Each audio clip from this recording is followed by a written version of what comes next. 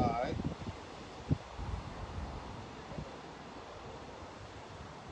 Basically for my mixture, I'm gonna mix everything in my wheelbarrow. That way I can easily maneuver it around the backyard, front yard, stuff like that with the mixture in it. So I got my grass seeds. I'm probably not gonna use all these seeds in this mixture. I need to come back later on after I finish the mixture and plant a couple more grass seeds. I'll do that at that time. Got some topsoil right here. We got 2 bags of compost. Basically what I do, depending on how big the spot is and stuff like that, I usually do a 2-to-1 mixture. 2 parts compost and 1 part lime soil or topsoil. I got a little rake right here. Clean out the spot first. Got my little hand cultivator to disturb the top part of the soil.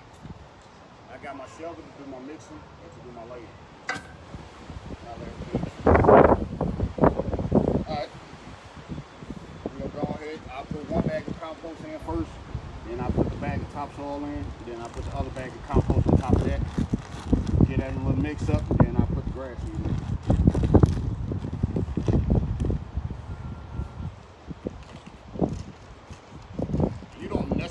Have to do it this way. If you want to do it a different way, you can. If you want to use all compost, you can. If you want to use all topsoil, lawn soil, you can. The reason I put compost in is because this compost is actually organic.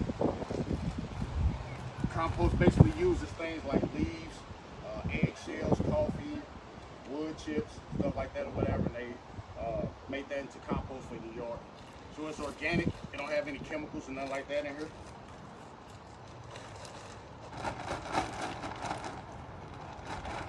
You want to walk up here a little bit, just so y'all can see basically what the compost looks like. Like I said, they do use some wood chips and stuff like that when they make compost. But as you can see, that's basically compost. It look like some of your topsoil, some of your lawn soil, stuff like that. But it got a lot of nutrients in it for your yard. I mean, you can pick out the wood chips if you want. You really don't have to. I usually don't.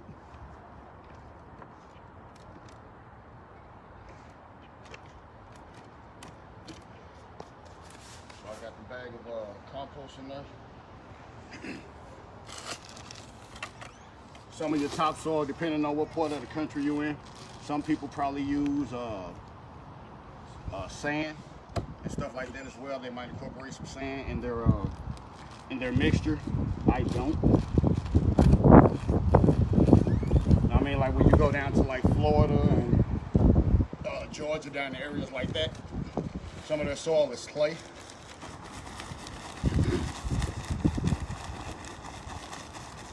So usually they have to aerate a lot more.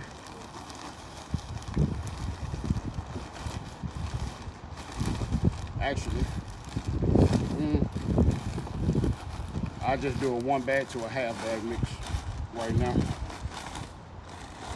I don't think I need all the rest of it. For what I'm doing now, I probably need it later on. But for what I'm doing now, this should be more than enough. And then you basically just mix everything up a little bit.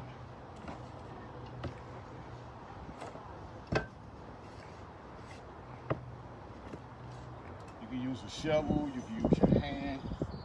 If you got a little small hand trowel, you can use that.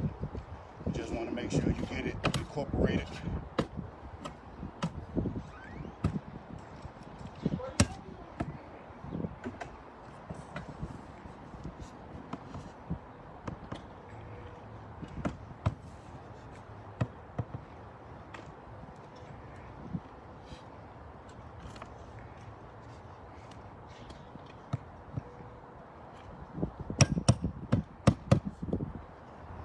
Like I say, you can use your hands, you can get your hands a little dirty, whatever you want to do. It might be a little bit easier to mix it with your hand. That way you know you're getting a good mixture of it.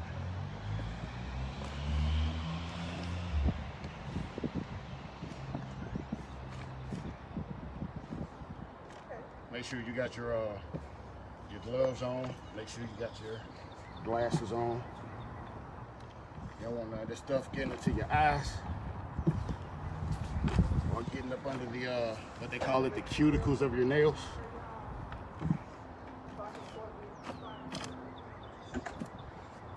So you got that little mixture. I'll come back with some grass seeds. Tall fescue grass seeds are blue.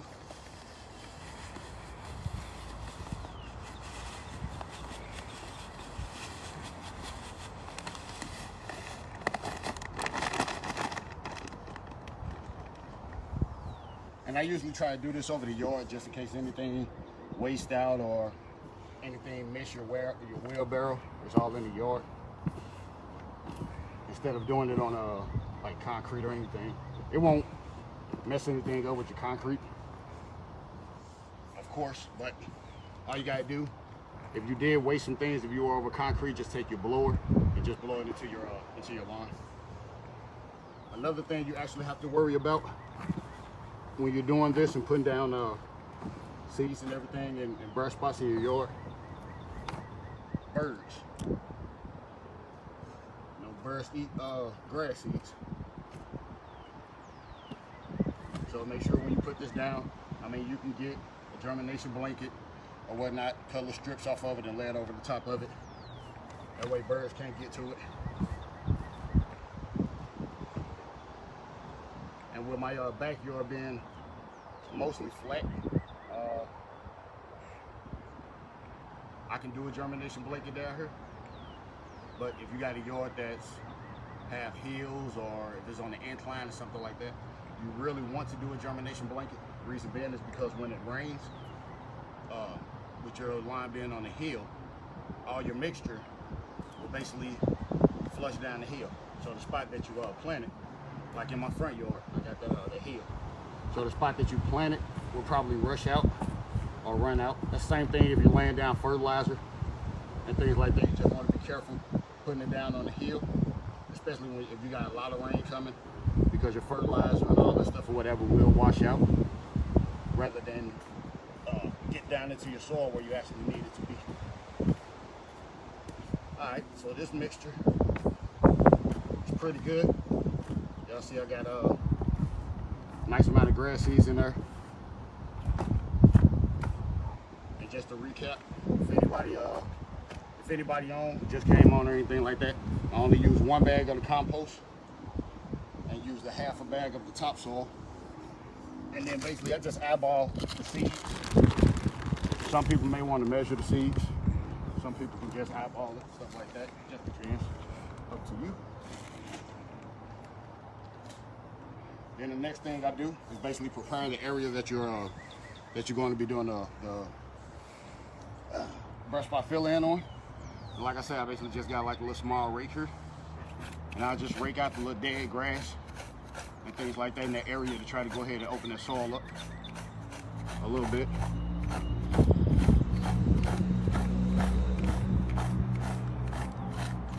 I mean, you don't have to come through here and dig your rake into the soil or anything like that, because you're gonna come back with your cultivator and disturb the little top part of the soil. So you basically just want to clean it out a little bit, get some of that dead grass and everything out of that area. If you're doing like a little small area like this, make sure I take a bag with me to the spots. That way, once I finish raking, I can just take my hand, just pick this stuff up. Just throw it in the bag.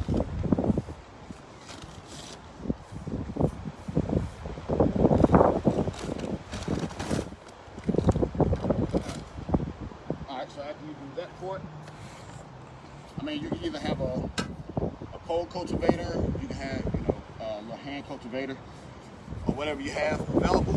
Basically, you just disturb in the top couple inches of your soil, trying to turn the soil a little bit.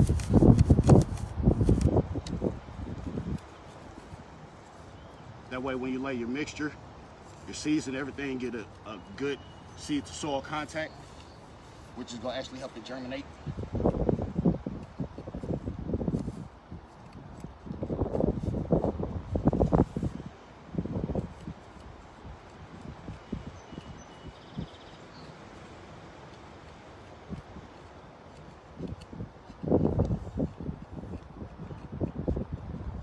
pretty good. Like I say, you're basically just disturbing the top inch or so of soil just to loosen it up.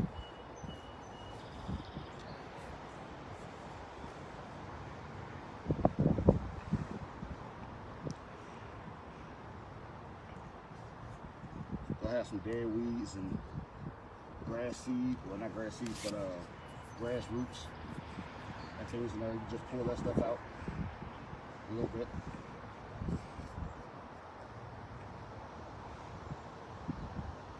As y'all can see, I basically, like I said, just disturbed the top couple inches of the soil.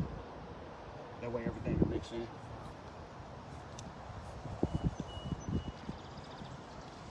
Since this spot ain't that big, I basically just use my hand to fill this spot in. The spot in the front, the big spot down by the mailbox, I'll definitely use the shovel for that. Basically put your mixture in there and level it out.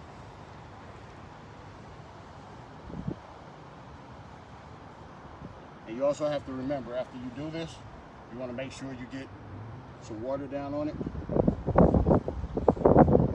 You don't have to be perfectly smooth or anything like that. You're doing it in your yard, so it's not perfectly smooth anyway.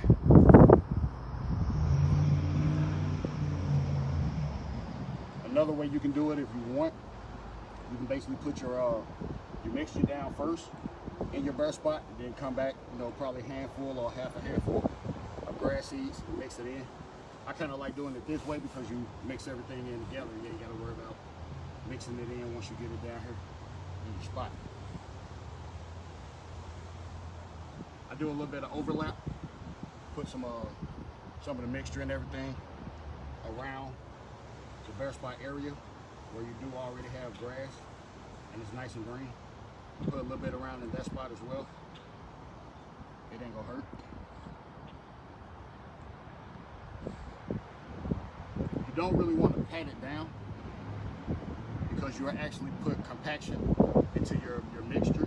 That's basically just like the same if your yard is compact and people aerate. They aerate basically to loosen the yard up, loosen the compaction and everything of the yard up. That way you poke holes in it, the soil is not as compact, your nutrients, water, sunlight, all that stuff can basically get down to the roots of your grass seeds and help them grow strong. That way you can have a nice thick yard.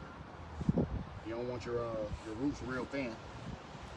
Because anytime you come through there with lawnmower or some people walk on your yard, you got thin roots, so they basically just pull your roots out and mess your yard up.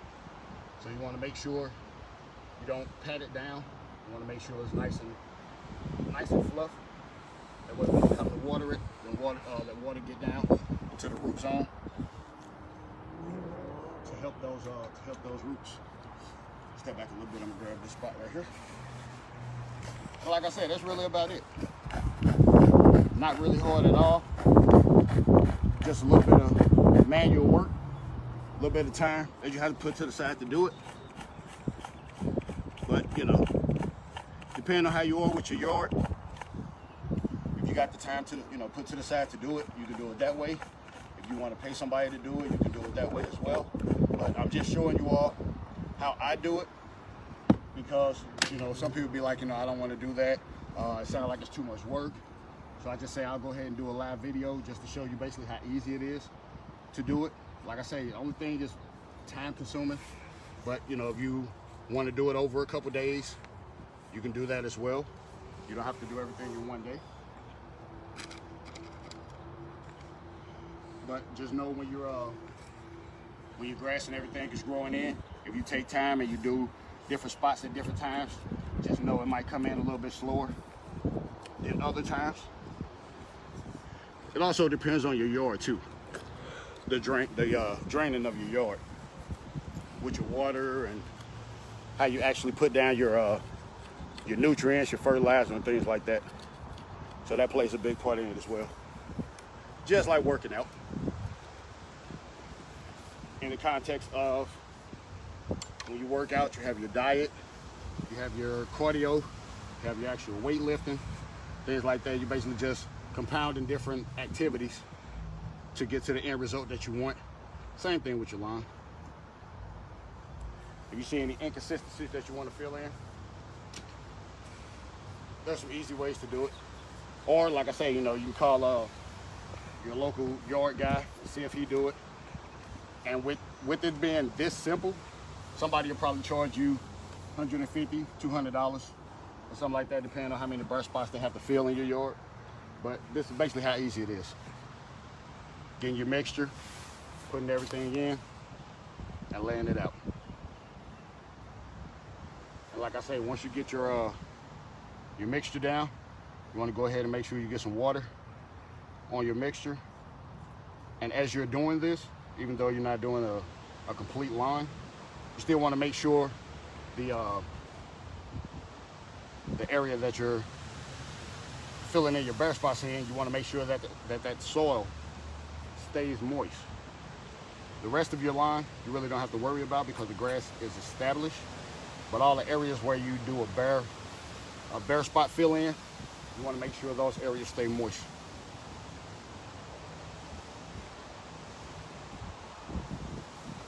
And that's really about it. Put a little bit more in that spot.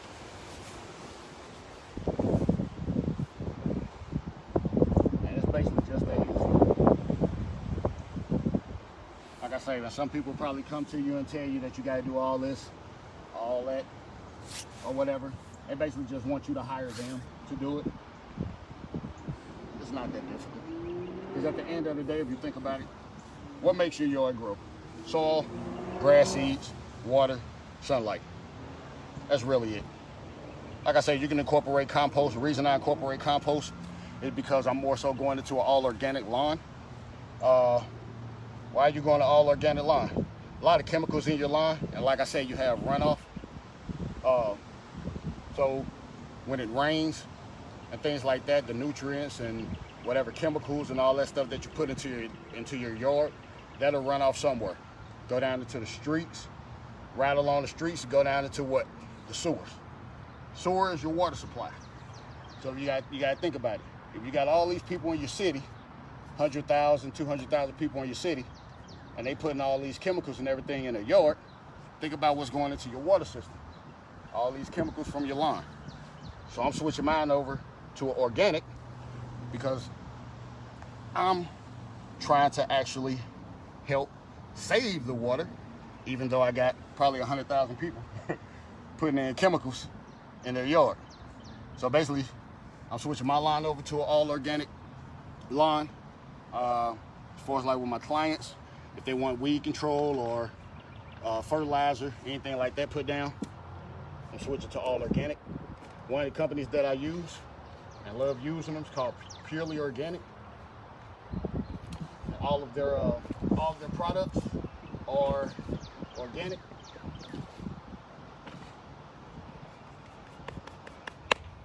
And then, like I say, I'm switching over to compost. As far as like in my yard, when I come back and do a leveling on my yard, things like that, I'll level it with some compost. As you can see, I have this bag here.